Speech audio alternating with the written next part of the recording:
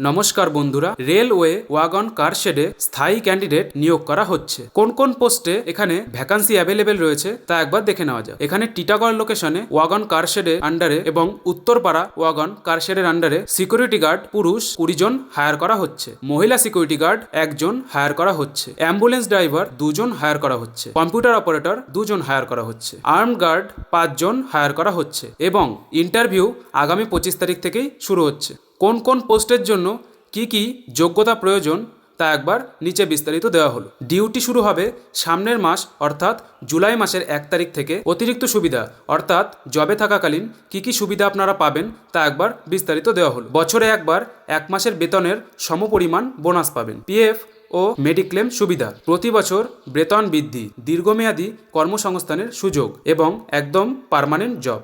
তাই বন্ধুরা, আর দেরি না করে এই জবটিতে তাড়াতাড়ি অ্যাপ্লাই করুন এবং আমাদের কাছে আপনাদের সিভিগুলো পাঠিয়ে দিন। ধন্যবাদ বন্ধুরা।